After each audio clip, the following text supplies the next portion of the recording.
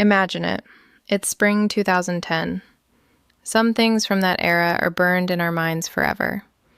The Deepwater Horizon disaster dumped millions of barrels of oil into the Gulf. The Affordable Care Act rewrote American healthcare. And then there was Hot Tub Time Machine. Yeah, that movie. Dumb, bizarre, and somehow iconic. All of this swirling in the background. Still, while some things hit legend status, others just slip away, barely remembered. Take the Microsoft Kin. If you don't recall it, you're not alone. This was maybe the worst cell phone launch ever. Microsoft threw $1 billion behind the Kin. Just picture that. More than some countries make in a year, easily enough to buy islands and fleets of jets. All for one phone. And nobody wanted it. They didn't just miss the mark. They didn't sell 10,000 units. They didn't even sell 1,000. Depending on who you ask, the launch moved just 503 phones. That's it. For every $2 million spent, a single person actually picked one up. You don't come back from numbers like that. In less than 7 weeks, 48 days, the Kin was dead. Microsoft yanked it from shelves. People who bought one probably realized it was discontinued before their warranty was up. It's hard to drop the ball harder than that. But here at SmartScope, we don't just remember the hits, we catalog the disasters. The Kin sits in the Museum of Failure in Sweden, close to the DeLorean, New Coke, and the Segway. That's the level of legend we're dealing with. I'm Emma Chamberlain, and this is SmartScope. Today, we're pulling apart the Microsoft Kin, a masterclass in how to screw up a product, even when you've got limitless money, talent, and resources. Future generations take note. So, let's rewind. It's 2010. Cell phones are everywhere, but smartphones? Those are fancy. The iPhone 3GS is out there, but it costs a fortune. Android's getting started, but it's weird and clunky. BlackBerry still has its fans. Meanwhile, a whole generation of teens and 20-somethings is obsessed with social media. Facebook rules, Twitter's coming up, and MySpace, believe it or not, still won't die. These kids want to live online, sharing, posting, lurking, scrolling. It's all about staying connected. Not everyone wants to, and not everyone can, drop big money on an iPhone. Most don't care about endless apps, or insane cameras, or fancy screens. They want something cheap and simple that nails social media, without the extra fluff. Microsoft thought they nailed the pitch. Enter the Kin, a lower cost, not quite smartphone for the young, super online crowd.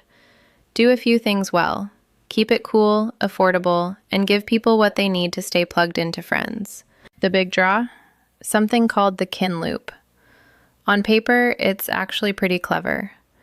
Picture a single home screen showing every message, text, call, email, Facebook update, tweet, and even MySpace post, all in one scrolling feed. Everything updates in real time. No bouncing between apps or screens. It's just there, tapping into your digital bloodstream. That feed lived on something called Kin Studio, a website. Open any browser, anywhere, and there's your phone, living online. You could see your messages, upload photos, run your whole digital life from a laptop in a library halfway across the world. There's something impressive about that. This was cloud syncing before we used those words. Remote access before it was everywhere. For 2010, that was a big idea. Here's where things get interesting.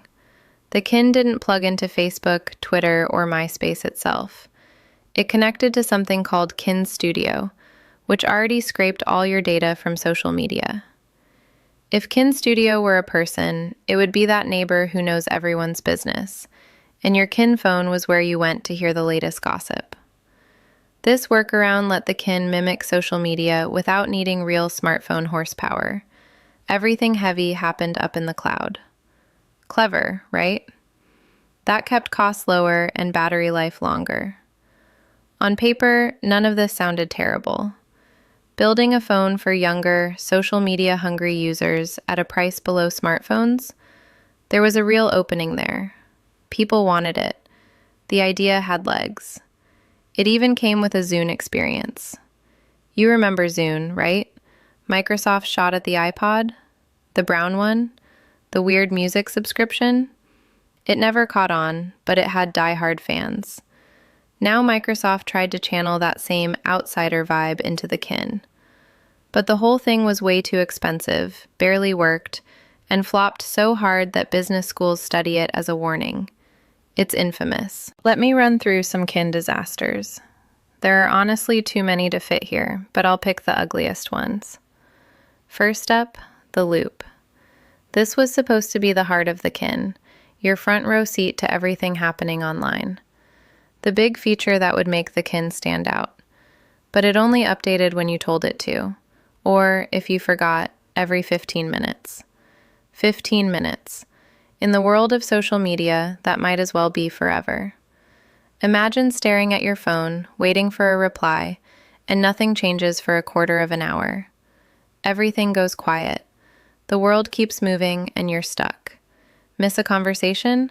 Too bad, your phone was snoozing. All that promise, wasted. The loop wasn't a loop at all. It was a leaky faucet that barely dripped. The social media features themselves were just as weird. On Facebook, the only thing you could do was see or post a status update. That's it. No liking, no commenting, no tagging friends, no events, none of it. If someone tagged you in a photo, you'd never know. If someone messaged you, you couldn't read it. All the social part of social media was MIA. It was like buying a car with no wheels. Sure, it kind of looks right, but you're not going anywhere. Twitter? Same story. You could tweet and see tweets, but you couldn't check replies or search. No photo sharing, no retweet, no following anyone new. All you could do was shout into the void and hope someone heard you. No way to know, though. Like using a megaphone at an empty stadium. And MySpace? Honestly, who cared by 2010? The site was fading fast, bands jumped to Facebook, and Tom was no longer your friend. At that point, adding MySpace was like putting an AOL Instant Messenger app on the phone. What's the point? You'd think the kin's limits stopped at social stuff, but nope. These phones didn't have basic utilities. No calendar, no calculator, no voice notes, no maps, no YouTube app, and worst of all, no games. Seriously, how do you launch a phone with 0 games? That's like selling a car with no radio. It'll get you somewhere, but you'll hate every minute. No Angry Birds, no Doodle Jump, no Fruit Ninja, just a trickle of social updates and a Facebook client that won't even show your photos. And even if you were okay with that, the kin locked you into just Facebook, Twitter, and MySpace. No way to add new networks or update to something cooler down the road. Social media changes fast. The kin didn't. The world moved on, and the kin just froze. It tried to help a generation stay connected, and ended up proving how risky it is to stand still while everything changes. Microsoft kin. A billion-dollar lesson that in tech, if you don't adapt, you're already forgotten. The whole idea was to offer something cheaper than the iPhones back then. Was it a problem that the kin was also worse? Not really. When something's cheap enough, people put up with a lot. They don't care about missing features or rough edges as long as the price is right. They'll still buy it. But here's the catch. It wasn't actually that much cheaper. The kin 1 started at $150. The kin 2, which looked a bit nicer and had a bigger screen and a better camera, but pretty much the same flaws, was $200. Most folks could get $100 off between rebates, promos, or store credits. So on paper, yeah, the kin undercut the $200, $300 iPhone 3GS. It's a cheaper phone in the same ballpark. That's until you look at the required phone plan. You had to sign a 2-year contract with Verizon, $40 a month for calls, $30 for data, and another $20 for unlimited texting if you wanted it. So you're paying $70 a month, minimum. Over 2 years, that's $1,680 in service, not counting the cost of the phone or texting. All told, almost $2,000 to use a kin for 2 years. And this was a phone that couldn't play games, wouldn't show Facebook comments, and could only refresh your news feed every 15 minutes. $2,000, and what do you get? Not much. The target users, teens and young adults who wanted smartphone features at basic phone prices, couldn't afford the monthly payments. These were students and part-timers. $70 a month just for a phone? No way.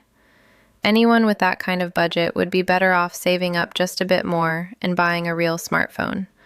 A phone with apps, games, a calendar, maps, even an iPhone comes out to about the same cost per month. Why choose the Kin over a real smartphone? You can see the results in the numbers. Just 8,810 people ever used the Kin Facebook app. Pretty clear sign that the Kin wasn't for anyone, really. Microsoft aimed at a group that didn't exist. The Kin tried to solve problems no one had, and sold features nobody wanted at prices nobody could stomach. Microsoft announced the Kin 1 and Kin 2 in April 2010. They hit stores May 14th. Reviews ranged from meh to ouch.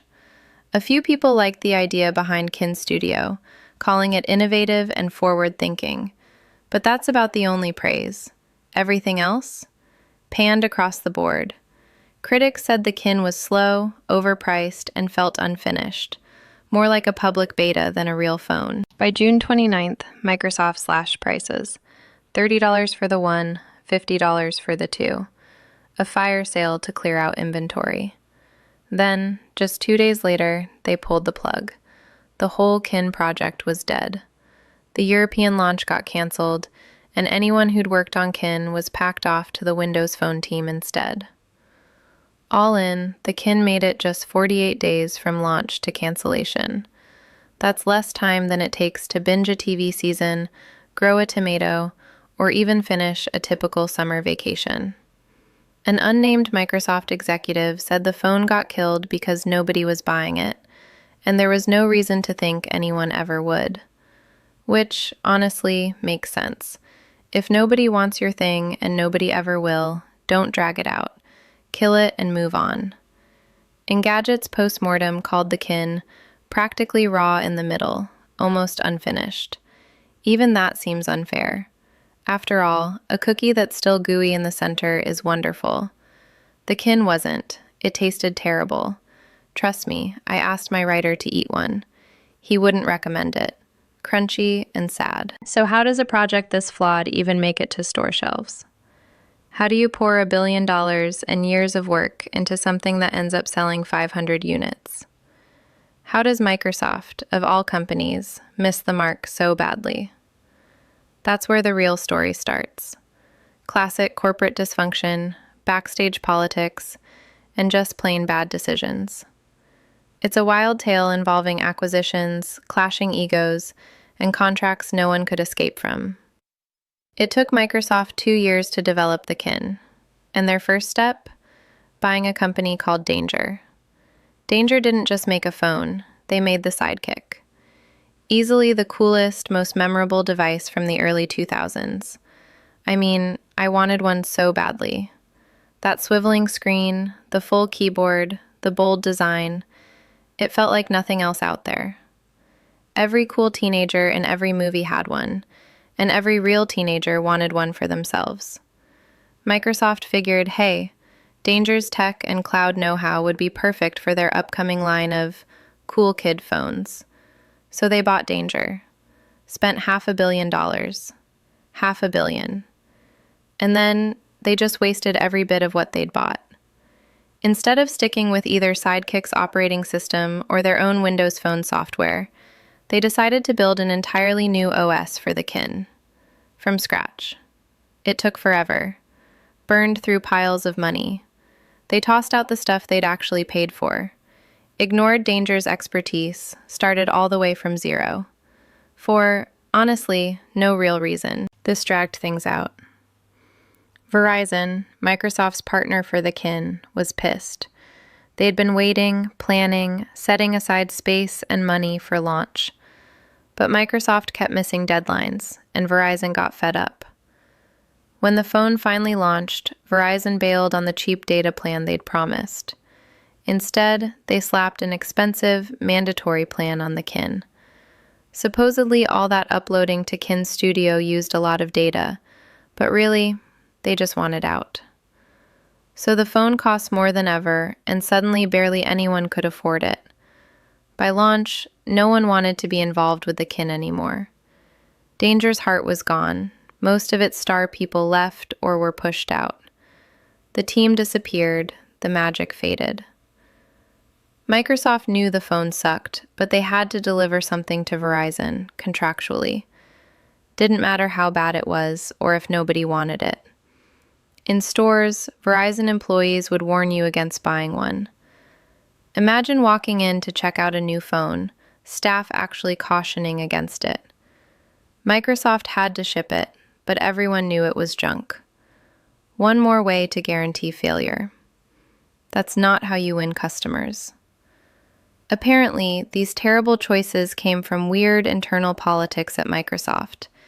Infighting between teams, people ignoring the product's real problems, sabotaging it from the inside. Windows Phone folks didn't want the Kin to succeed, competitor in their own house. The Danger team got sidelined. Executives were busy focusing on everything else.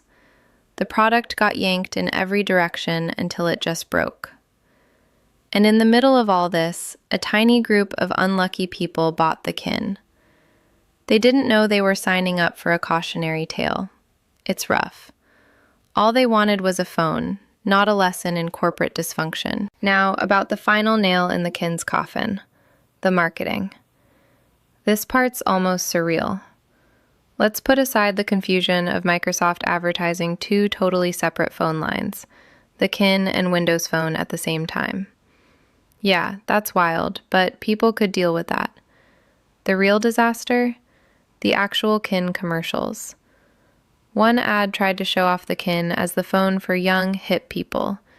In the background, some band is playing that Alabama, Arkansas song that wouldn't stop playing that summer. Everywhere you went, it was on. But the ad skips over the actual features. No talk about Kin Studio, no mention of the loop, not even a hint of why you should want this phone. Instead, it shows a teen girl taking an up-the-shirt pic and sending it to another girl. For real. As if that's the selling point. So, yeah, the official Kin ad gives us this quirky, youthful, spontaneous vibe, but ends up just creeping people out. Hey kids, want a phone that lets you send inappropriate pics? No thanks. That single moment, teenagers sending sketchy photos, probably killed Microsoft's chance at success. Perception matters, and this ad made the Kin look like it was built for creeps. From the top down, every possible mistake got made. Bad decisions, messy execution, contracts forcing a launch. Yet it still got sold, for just 48 days. And that was that. These days, even if you snag a Kin off eBay, you're out of luck at the Verizon store. The networks have moved on, the servers are dead, and Kin Studio vanished ages ago. Now it's just an artifact, a hunk of plastic and metal that remembers a different era. But hey, at least it made the rounds at the Museum of Failure. It sits right there with the DeLorean, New Coke, Betamax, some heavy hitters in the world of flops. So that's a tiny win. And honestly, it holds down papers pretty well. If you want a paperweight, a Kin is solid. Maybe better at that than it ever was at making calls. So, what's the takeaway? What can we really learn from the Kin? Plenty, actually. First, know your audience. The Kin targeted young, social media-hungry folks, but it barely did social media. It managed a watered-down version, like serving pizza without cheese. You just miss the point when you strip out what actually draws people in. If your customers are addicted to social media, your phone better handle it right. Real-time updates, comments, likes, shares, the whole deal. It needs to feel lively, not stuck in the past. The Kin flopped hard on the basics. Next, price matters. The Kin was supposed to be for budget-conscious buyers, but the monthly bills were sky-high. You can't sell a cheap phone with premium plans. People notice. They run the numbers. They compare, and when the kin costs as much as an iPhone, guess what? They buy the iPhone. Third, office politics can destroy a product. When teams fight, when nobody really owns the vision, when everyone's more worried about their turf than making something good, you end up with a mess. The kin was born from internal drama, compromise, and nobody truly rooting for it. That's how you get a flop. Fourth, stop wasting what you paid for. Microsoft shelled out $500 million for Danger, then ignored the talent. They ditched proven software and started from scratch. That's not clever. It's arrogance. If you acquire a company, use what they know. Fifth, marketing really counts. Honestly, bad ads can sink a phone just as fast as bad software. Public opinion matters. If folks think your device is creepy, they won't touch it, even if it's not true. And in the kin's case, it was kind of true, but you get the point. Sixth, sometimes you've got to kill your darlings. Microsoft knew the kin was a dud. They released it anyway thanks to contracts. That choice trashed their brand, wasted money, and made the flop painfully public. Sometimes you just have to take the loss and walk away. And seventh, throwing money at a problem doesn't guarantee success. You can burn through $1 billion and still end up with junk. Cash doesn't buy good taste, or real insight, or genuine customer connection. You have to earn all that. The kin proves there are no guarantees in tech, or in life. You can have all the talent and cash you want and still miss. Success is about vision, execution, and really understanding what people want, then delivering it for a price they can live with. Microsoft missed the mark, and the kin paid the price. But it wasn't all hopeless. Kin Studio, honestly, was ahead of its time. The idea of accessing your phone data anywhere, on any browser, that's cloud computing. These days, everyone uses iCloud, Google Photos, Dropbox, you name it. The kin just arrived too early, or stumbled too hard. And the loop tried to bring everything into one feed, which is now standard in social apps and notification centers. Microsoft had the right idea, just didn't pull it off. So maybe the kin wasn't a total failure of creativity. The ideas were there. Execution just blew it, over and over. That's almost more tragic. Means there was real potential. Maybe in some alternate timeline, the kin was a hit. Maybe Microsoft actually listened to Danger. Maybe Verizon kept the price fair. Maybe the ads weren't creepy. Maybe the phone had games. Maybe the loop was updated in real time. Maybe Facebook integration actually worked. Things could have been different. But that's not the world we live in. Our world saw the kin sell 500 units before disappearing in just 48 days. A world where someone burned through $1 billion and ended up with a glorified paperweight. The Museum of Failure? Yeah, they just found a new centerpiece. It's honestly kind of amazing. Big budgets, smart people, none of it guarantees success. Doesn't matter how much you plan or how many clever folks are in the room. Sometimes you just blow it. You pour a fortune into a gadget nobody wants, and there it is, the kin, selling 500 units. The kin stands as a shiny warning, a $1 billion lesson in what not to do.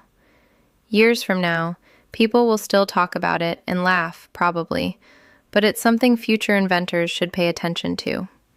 So next time your own phone drives you nuts, take a breath and think back to the kin. It could be a lot worse.